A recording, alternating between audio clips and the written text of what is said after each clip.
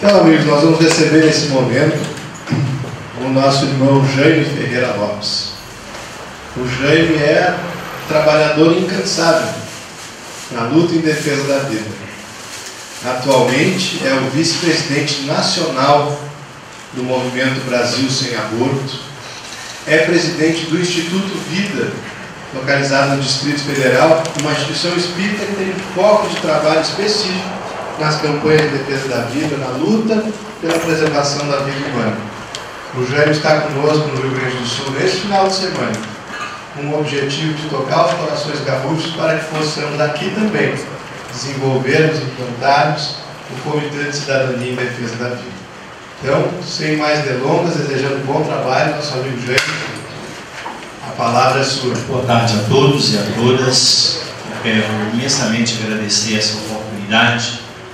Pela segunda vez estar no Rio Grande do Sul para tratar desse assunto, a defesa da vida. Eu quero iniciar essa exposição trazendo essa foto desse bebê, a Tainara, que é um dos primeiros bebês que o Instituto Vida ajudou a nascer quando a mãe, aos 3 meses de idade, iria abortá-la. Então esse é um dos 10 bebês. Em 2 anos de trabalho do Instituto Espírita, nós conseguimos fazer com que as mães desistissem do aborto e esses espíritos renascerem. Queria iniciar com a homenagem a Tainara, que deve estar hoje já com quase mais de 1 ano de idade e que é um dos símbolos da nossa luta. Bem, nós queremos aqui falar com vocês sobre esse assunto, e o que eu havia preparado mudou tudo ontem à noite, né?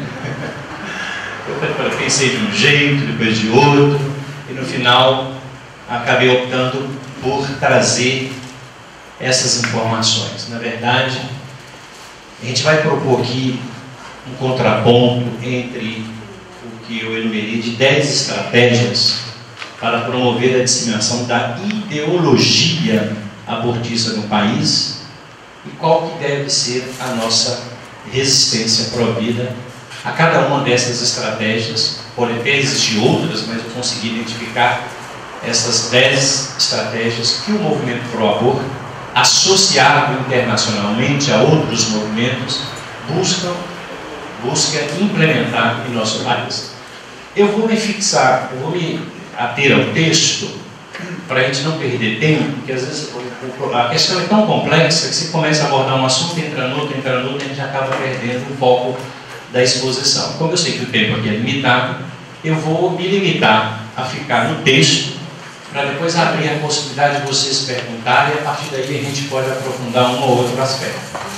Então, primeira estratégia do movimento pró-aborto: alarmar a população através de canais midiáticos, apresentando elevados números de mortes maternas, fala-se em milhares de mulheres que morrem em razão do aborto, e complicações cirúrgicas causadas por supostas práticas de abortos clandestinos. Qual que é o objetivo dessa estratégia por eles estabelecida?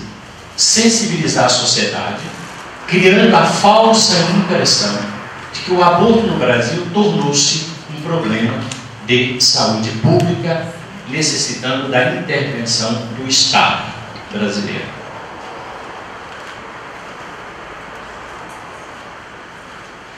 A resistência pró-vida em relação a essa primeira estratégia que nós devemos estabelecer: ocupar também os espaços da mídia para apresentar os argumentos científicos, jurídicos, filosóficos, bioéticos, de que a vida humana inicia-se na fecundação e deve ser juridicamente protegida e preservada. Eu fiz aqui uma referência ao Estatuto do Nascituro, que é um projeto de lei que tramita hoje na Câmara, de autoria do deputado espírita Luiz Bassuma, quando ele passou pelo Congresso Nacional, pela Câmara dos Deputados, e deixou esse projeto que nós estamos lutando para que ele seja aprovado. Já foi aprovado em 2 comissões, está indo agora para a 3ª comissão.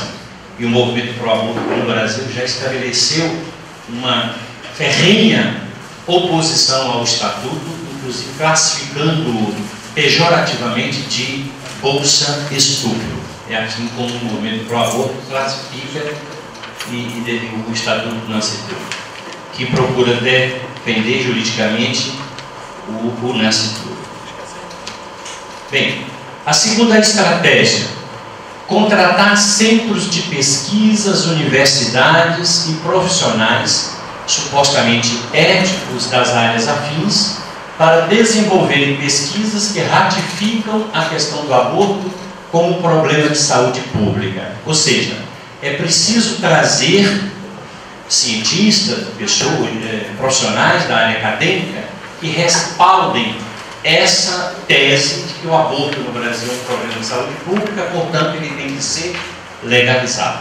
Assim é a forma de enfrentar. O objetivo, portanto, dessa estratégia, dessa segunda estratégia, é apresentar números falaciosos sobre abortos clandestinos no país, oferecendo aí cientificidade aos dados em resposta aos questionamentos dos pró-vida. Qual que é a resistência pró-vida em relação a essa estratégia? Denunciar essas pesquisas se constatada que há má fé e que não se sustentam do ponto de vista pró-vida, né? Do ponto de vista da defesa da vida. Faltou completar aí. Então, existem muitas pesquisas que, inclusive, a mídia reproduz, que não se sustenta do ponto de vista científico. Quando a gente vai perguntar pela fonte da pesquisa, qual que é a metodologia que foi feita essa pesquisa, muitas vezes eles não sabem nem responder porque não tem base científica, mas que é importante para poder criar uma sensação de que os números apresentados estão embasados numa pesquisa científica. A terceira estratégia: se aliar a membros, representantes e instituições internacionais que possuam setores que defendam a prática abortista para ratificarem, validarem metodologias e premiarem as pesquisas realizadas que favoreçam a aceitação de que o aborto é uma questão de saúde pública. Recentemente, uma antropóloga da UNB fez uma pesquisa que a mídia reproduziu largamente e que ganhou o prêmio da ONU, que exatamente mostram, essa pesquisa tenta mostrar que o aborto no Brasil ele é amplamente realizado, né? E aí tenta, inclusive, nessa pesquisa dizer quais são como é que eu diria, a adesão religiosa dessa. Aí fala, tantas católicas fizeram evangélicas, eu não vi citadas as espíritas, pelo menos, né? Mas eu espero até que não haja, né? Nessa pesquisa mesmo. E não há, com certeza. Agora, é preciso que a gente contraponha a isso. E essas pesquisas acabam sendo premiadas, independentemente se elas têm realmente um embasamento científico. O objetivo, portanto, é criar ilusão junto à classe acadêmica acerca da idoneidade e isenção ideológica das pesquisas, dos números encontrados e principalmente quanto às suas conclusões. Dessa forma, o que pretendem é expandir e fortalecer o predomínio da ideologia abortiva. Gente, eu estou citando nesse termo ideologia porque é isso que de fato ocorre. Há uma ideologia que é pensada, articulada, planejada, construída para poder fazer chegar ao conjunto da opinião pública. A resistência pró-vida nesse caso, em relação a essa estratégia: organizar os pró-vidas que trabalham nas universidades, principalmente públicas, para produzirem estudos que reforçam o que a ciência já conquistou em relação à questão do início da vida e seu desenvolvimento no campo da biologia, da medicina e especialmente da medicina fetal. Quer dizer, se eles, o movimento pró-aborto, buscam encontrar no ambiente acadêmico profissionais que já partem da premissa pela legalização do aborto, pela prática do aborto, e aí fazem suas pesquisas que às vezes não se sustentam cientificamente, nós temos que buscar formas de também fazer com que os profissionais pró-vidas que estão nas universidades busquem promover estudos que rebatam essas teses, que realmente façam com que a sociedade compreenda que aquelas pesquisas não se sustentam, inclusive, do ponto de vista científico que há hoje. E é um certo temor dos providas que estão na universidade de enfrentar esse ambiente acadêmico, né? Porque ele, de certa maneira, ele é majoritariamente composto, do ponto de vista dos profissionais, composto de pessoas que já têm essa consciência de que o aborto deve ser mesmo legalizado no país. Quarta estratégia: causar descrédito de organizações tradicionalmente sérias e idôneas junto à opinião pública, sob a alegação de que estas organizações possuem interesses desprovidos de compromisso com os direitos da mulher, que é outro tema, outro jargão que é repetido sempre, né? E ao mesmo tempo exaltar aquelas que defendem a liberação do aborto. Aqui eu estou citando algumas dessas instituições.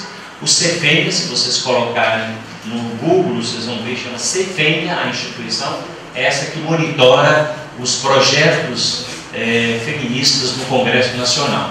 E grupos e entidades feministas de modo geral. Então, por um lado, tenta desconstituir as organizações que têm respaldo na sociedade e exalta aquelas que promovem e difundem a liberação do aborto. Uma das instituições alvo dos grupos abortistas é a Igreja Católica, né? Inclusive, a fundadora da organização internacional chamada Católicas pelo Direito de Decidir, que na verdade não são católicas, mas elas apenas usam esse nome, era uma ex-freira que se fundou essa instituição nos Estados Unidos antes da legalização do aborto lá, e entre outras questões que ela aborda, ela diz: é preciso quebrar a espinha dorsal da ideologia católica no mundo, porque ela a Igreja Católica é uma resistência, né, às práticas e à luta contra o aborto no mundo. Então, mas não é só a Igreja Católica, qualquer outra instituição que se coloque, né, nessa posição de defender a vida, né? O objetivo deles, portanto, é inverter a imagem daqueles que defendem a vida junto à opinião pública, destituindo-os da confiança histórica da população. Vocês já viram pela televisão que quando alguém que vai fazer a defesa do aborto, quando fala dessas instituições religiosas, dizem: eles são fundamentalistas religiosos, né? Esse povo aí são fundamentalistas, não tem embasamento científico, né? Eles só fazem a defesa da vida a partir do horizonte religioso. Vocês percebem que até agora eu não precisei usar a religião como instrumento para fazer a defesa da vida. A resistência provida com relação a essa estratégia: afirmar que o nosso compromisso com os direitos das mulheres exclui o aborto. A gente não tem que ter medo de dizer isso. E muitas vezes, até entre nós espíritas, a gente encontra pessoas que são adeptas e defendem os direitos das mulheres, devem fazer isso mesmo, e ficam com medo de dizer isso, com medo da retaliação dos grupos abortistas, assim por diante. Quem sofreu muito isso agora é a cantora Elba Ramalho, quando ela agora, na luta pela vida, elas inclusive ameaçaram de boicotar o CD dela e assim por diante, né? Ela fez claramente uma posição pública em relação à defesa da vida. Então, nós temos que fazer isso. Nós somos pelo direito das mulheres. Quem é contra o direito das mulheres? Ninguém, em sã consciência, não é. Mas, da plataforma feminista que coloca os direitos das mulheres, nós não podemos concordar com a questão da prática do aborto, como elas assim defendem. Então, por quê? Porque o direito à vida do nascituro é o primeiro e mais fundamental de todos os direitos humanos, né? inscrito em documento de direito internacional, como a Declaração Universal dos Direitos Humanos e a Convenção Americana dos Direitos Humanos. E nós temos aí embasamentos jurídicos para afirmar o direito à vida, sem deixar de fazer a defesa correta dos direitos das mulheres, a igualdade entre os homens no mercado de trabalho, a luta contra a violência doméstica e contra a violência da mulher, de modo geral. Bem, quinta estratégia: fortalecer instituições não governamentais abortistas através de financiamentos com recursos públicos. E não é pouco que no Brasil já faz. A maioria dos grupos feministas que fazem a propaganda tem apoio financeiro do Estado brasileiro para sorrateiramente fazendo propaganda abortista aqui e acolá. O objetivo: dar credibilidade e pretensa legalidade por vias indiretas aos financiamentos públicos para a disseminação da ideologia abortista. Isso não é apenas, essa estratégia já é, a partir do início do governo Lula, ela é amplamente difundida e ela encontra respaldo nas instituições governamentais. A resistência provida: denunciar o financiamento público do Estado brasileiro, o nosso dinheiro, de nós que somos pró-vida, que não defendemos o aborto, utiliza esses recursos para fazer a propaganda pró-aborto no Brasil. Então, denunciar o financiamento público do Estado brasileiro e o financiamento internacional para a propaganda abortista no nosso país. Aqui eu coloquei apenas duas instituições, tem outras, mas a Fundação Ford e a Fundação MacArthur são duas das várias instituições nos Estados Unidos que fazem o financiamento de grupos feministas dos vários países para fazer esse trabalho da disseminação da ideologia do aborto ou da legalização do aborto, né? Então, a gente tem que ir no Congresso agora tem uma CPI do financiamento internacional do aborto, que provavelmente não vai adiante, porque os partidos não vão indicar os seus representantes. O Bassura tentou fazer no mandato dele, né, a CPI do aborto, chegamos até apresentar as assinaturas que precisavam, mas na hora dos partidos indicar, a pressão internacional, a pressão do governo e a pressão dos grupos do aborto levaram os partidos a não fazerem a indicação para essa CPI, e a CPI não foi constituída. Abortaram a CPI do aborto. Abortaram a CPI do aborto. Agora ela voltou novamente lá com o grupo da bancada evangélica apresentando novamente. Duvido que vão instalar essa CPI. Seria interessante, porque aí nós iríamos saber quem são os países e os grupos internacionais, públicos e privados, que financiam os grupos abortistas no Brasil, como financiam em outros países também. A sexta estratégia do movimento pró-aborto é colocar servidores públicos extremamente comprometidos com as diretrizes dos programas pró-aborto, gestados em organismos internacionais, inclusive na ONU, em cargos estratégicos na estrutura governamental em todos os níveis, da prefeitura ao governo federal, no intuito de favorecer instituições que pretensamente se dizem defensoras dos direitos das mulheres, que é o grande apanágio, né? Mas que, sob o viés da doutrina do direito de decidir, virou uma doutrina que eles reproduzem isso sistematicamente, fazem seminários para que as mulheres ligadas a esse movimento traduzam e digam sempre, em qualquer lugar, sobre essa questão do direito da mulher de decidir sobre o seu próprio corpo, né? Qual que então deve ser a nossa resistência? O objetivo dessa estratégia é criar um cerco contra todas as ações dos pró-vidas no âmbito público, inclusive com a proposição, desburocratização e facilitação na tramitação de projetos de leis favoráveis à ideologia abortista sem o crivo dos pró-vidas. Vocês terem uma ideia do que isso representa? Agora, entre outros projetos, lá na Câmara dos Deputados tem um projeto que chama-se, o autor do projeto não escondeu isso, diz que aborto, no âmbito do Ministério da Saúde. Agora, vocês imaginam, o projeto em si, pretensamente, seria para esclarecimento de quem ligasse para quem ele disse aborto sobre a questão. Vocês acham que, com a ideologia que está posta dentro do aparelho de Estado brasileiro, quem é que vai estar do outro lado dando essa informação? Um abortista. Se a mulher liga, eu estou querendo abortar, provavelmente eles vão dar todos os caminhos como foi feito agora o Ministério da Saúde, que publicou uma orientação, né, um texto, orientando como as mulheres devem usar o Citotec para fazer aborto. Isso está, nós, Movimento Brasil Sabor, fizemos uma gritaria danada e o Ministério da Saúde retirou do site o texto, só que eles imprimiram 500 mil exemplares. Para botar na mão de quem? Dos enfermeiros nos hospitais, dos atendentes nos postos de saúde, para que quando a mulher chegar lá dizendo que quer abortar, eles dizem, olha, faça assim, faça assim, faça assim. Isso está acontecendo. Isso não é fantasia não, está acontecendo no Brasil. Resistência Provida. Monitorar essas ações no âmbito do Congresso Nacional.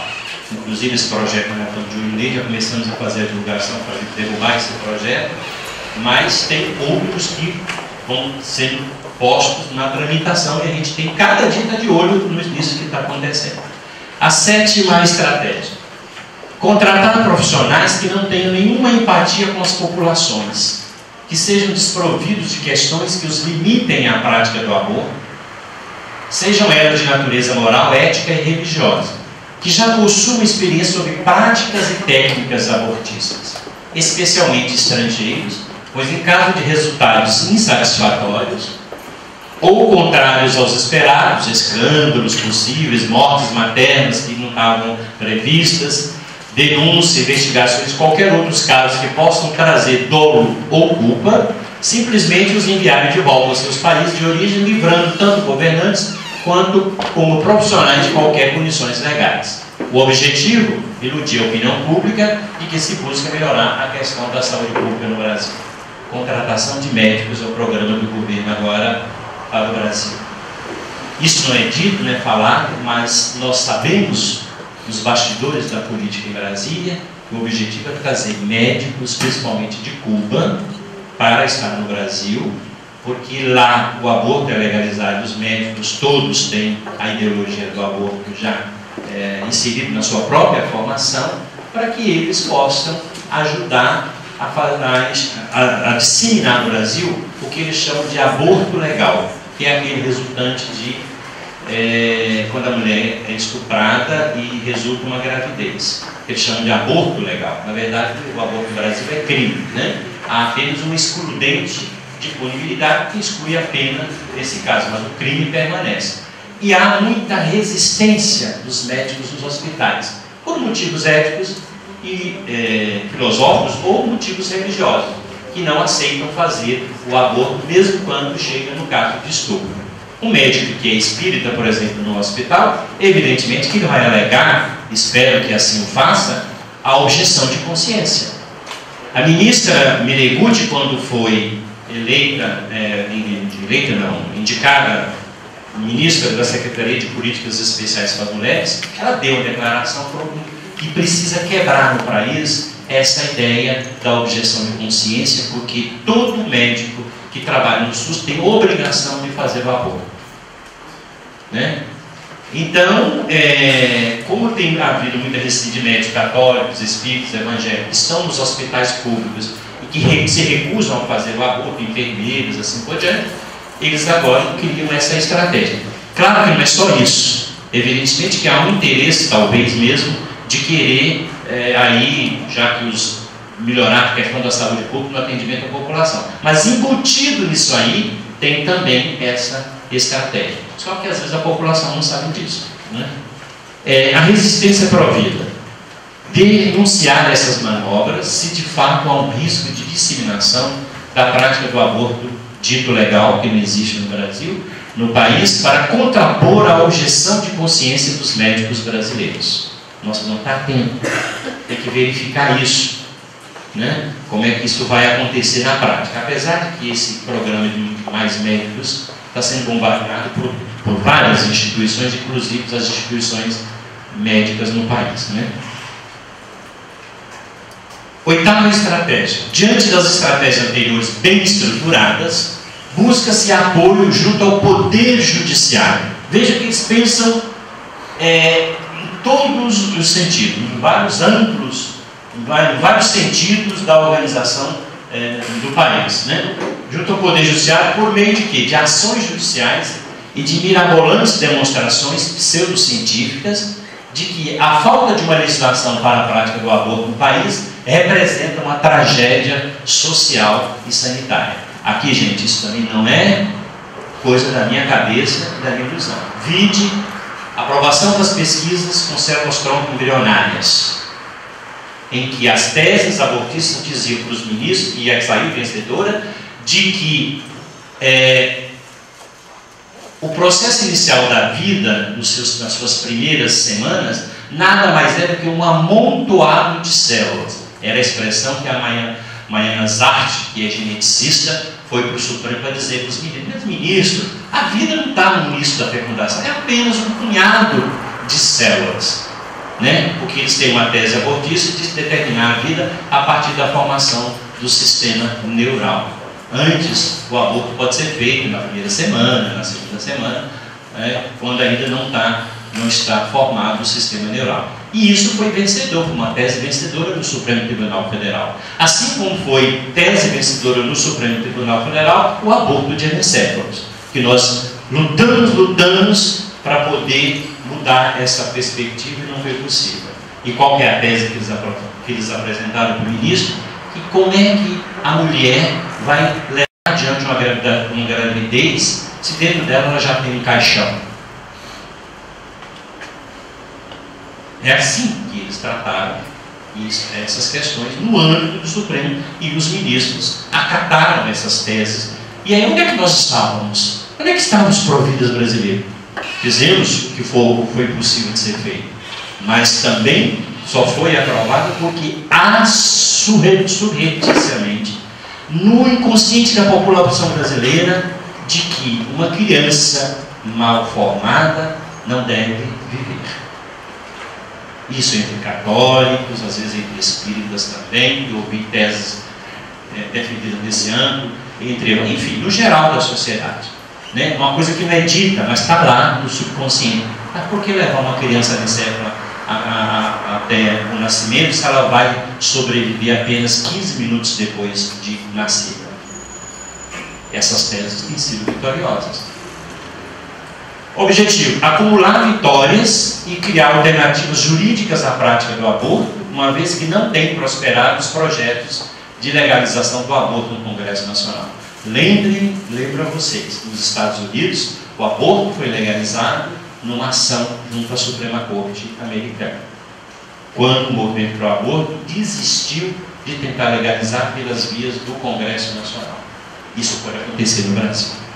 Basta que o Supremo esteja e nós desmobilizarmos, e nós dentro, acomodadamente, desculpe dizer isso, mas às vezes nós dentro das nossas instituições, cuidando de coisas importantes, necessárias, mas desvinculados dessa preocupação fundamental. E aí as coisas vão acontecendo.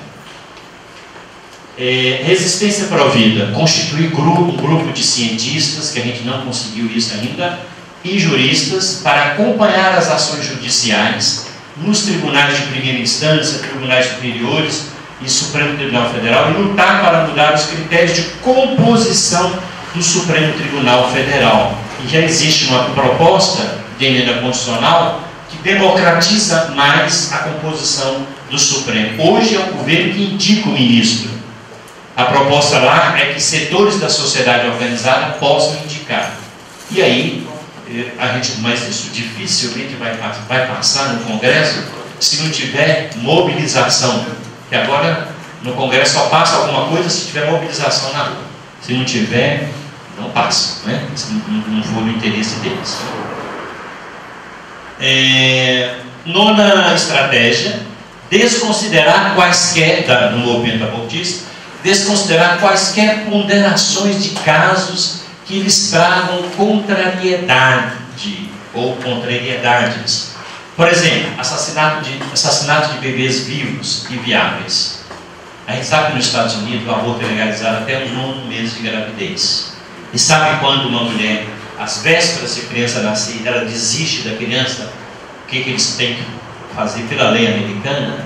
Eles injetam, induzem o parto, injetam a agulha até a altura do crânio, porque não pode nascer vivo, porque se nascer vivo é assassinato, mata o bebê ainda dentro do útero e depois termina.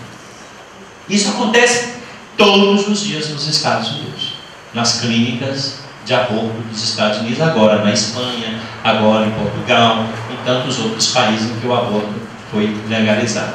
Então, o assassinato de bebês vivos e viáveis, né? Viáveis aqui no sentido que às vezes está faltando uma unha. Então, lá nos Estados Unidos, às vezes a mãe não quer, mas tem uma unha, tá bom.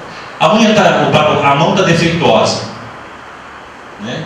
Doenças psíquicas, suicídios, depressões, infertilidades e diversas outras complicações orgânicas que devastam o corpo das mulheres, que provocam o aborto. O movimento, qualquer abortista que vai no debate, se a gente fala disso aqui, elas arrepiam o tempo todo, porque é onde elas querem esconder as consequências do aborto para a saúde da mulher. E quando você vai no debate, fala, mas as mulheres que fazem aborto estão se suicidando, muitas delas com crises de depressão profunda, né? Outras porque fazem 2, 3, 4, 5 abortos, tornam-se inférteis e assim por diante.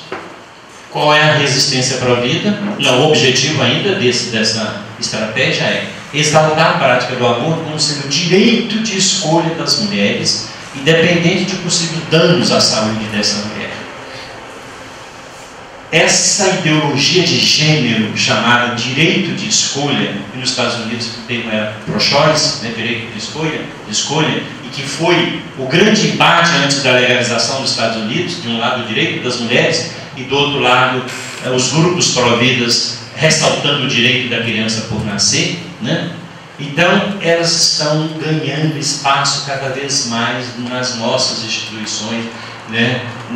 Eu já vi abortistas infiltrando pessoas dentro de comunidades religiosas para poder fazer a disseminação da ideia que a mulher tem o direito de escolha. Eu costumo dizer que ela tem sim direito de escolha sobre o seu próprio corpo, não com o direito de escolha do corpo do outro que ela carrega dentro de si, que é uma nova individualidade biológica, né? Que não é nem tem só os genes dela, tem os genes também do pai, e que a partir daquele momento é uma nova individualidade biológica, portanto não pode ela decidir sobre essa nova individualidade biológica.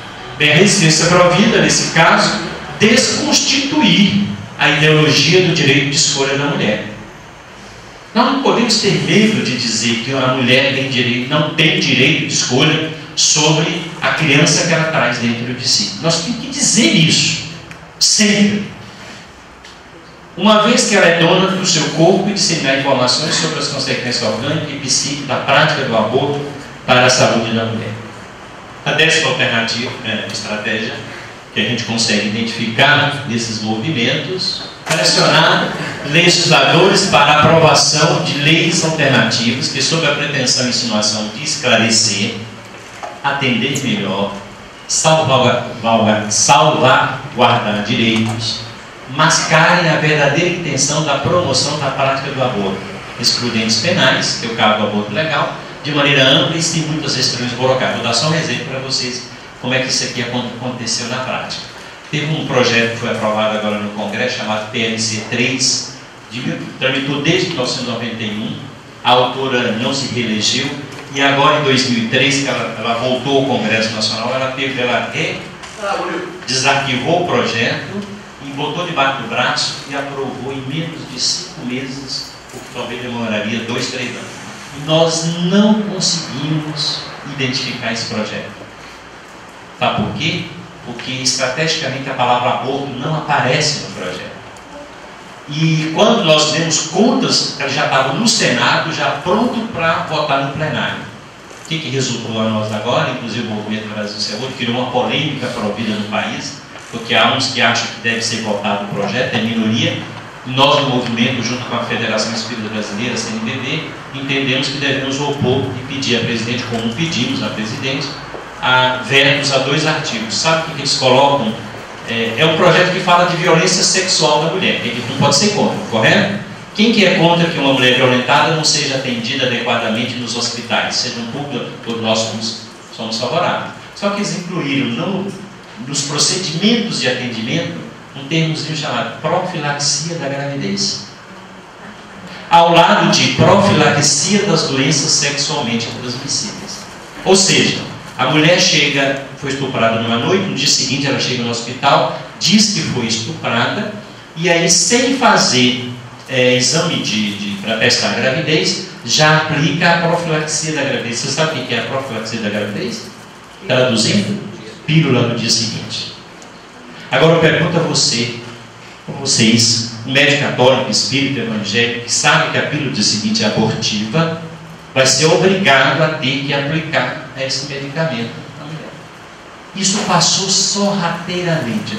Quando descobrimos, já estava no Senado, já pautado para o plenário. Agora estão correndo atrás do prejuízo. É assim que as coisas acontecem, né? É assim que as coisas acontecem. Não adiante. O objetivo dessa estratégia é criar um código de direitos da mulher, que nós não somos contra, em que esteja presente a ideologia pró-aborto como direito da mulher de decidir sobre o fim da vida intrauterina.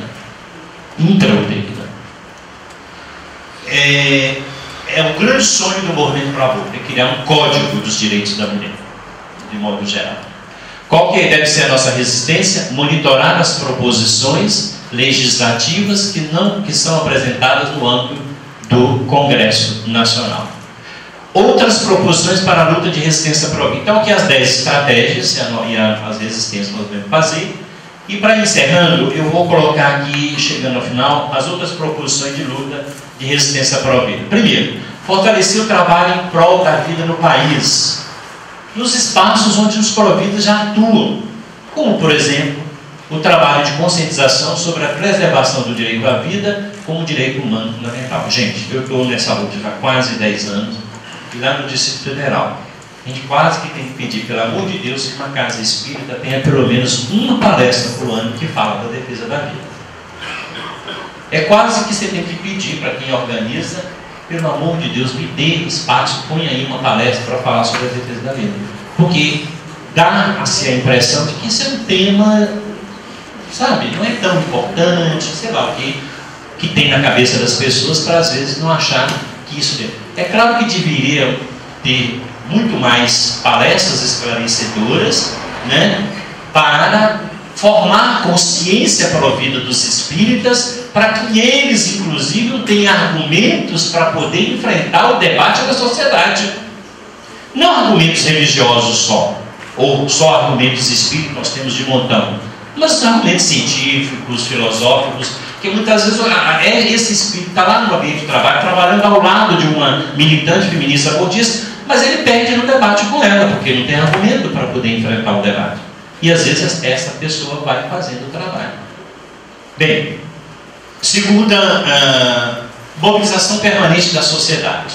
E aí, a criação dos comitês municipais do Movimento Nacional da Cidadania pela Vida Brasil Sem Aborto, que é de natureza suprapartidária e suprarreligiosa. Nosso movimento, que fundamos em 2006, eu fui o primeiro coordenador nacional durante 2 anos, mas daí me veio uma intuição espiritual que eu devia me afastar da presidência nacional para colocar uma pessoa católica, porque falaria muito mais, dialogaria muito mais com a sociedade. E hoje é a doutora Denise Garcia, que é professora da UNB e é católica. E o Movimento Brasil Sem Aborto tem como foco a mobilização da sociedade, permanentemente. É ele que tem produzido as marchas, as caminhadas, né, fomentado essa mobilização, porque no dia que o povo sair das ruas para poder deixar de reivindicar o direito à vida, nós podemos ter o aborto legalizado no país.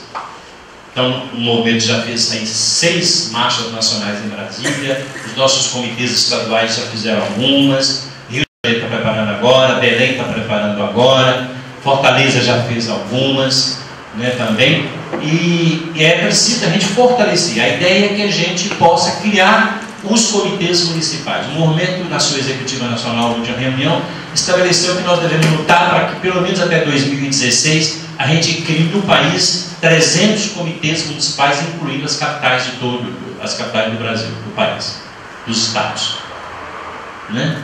Então, é difícil criar um comitê? Não é difícil, mas precisa trabalho, precisa determinação, precisa que coloquemos isso como pauta importante das nossas ações, porque se não tiver isso, não acontece. Terceiro, inviabilizar os projetos de facilitação da prática do aborto no Congresso Nacional, rejeitando o uso no início da tramitação legislativa. Quando um projeto abortista passa numa primeira comissão, ele ganha a possibilidade de ser vitorioso. Então nós temos que rejeitá-los na primeira comissão que ele tramita, seja na Câmara dos Deputados, seja no Congresso, seja no Senado Federal. E eu queria então encerrar essa exposição, deixando um tempinho, se houver para algum questionamento, dizer, gente, nós precisamos trabalhar por isso, colocar esse tema como prioridade na nossa ação espírita. Em boa hora, a Federação Espírita, agora, por uma sugestão minha e uma proposição de um texto que eu acredito inspirado por Bezerra de Menezes, porque é ele quem tem dado sustentação espiritual a esses movimentos pró-vida no Brasil, entre outros espíritos de escola, a Federação está trabalhando a ideia de constituir a Rede Renascer Espíritas pela Vida, que é para a gente salvar vidas do aborto.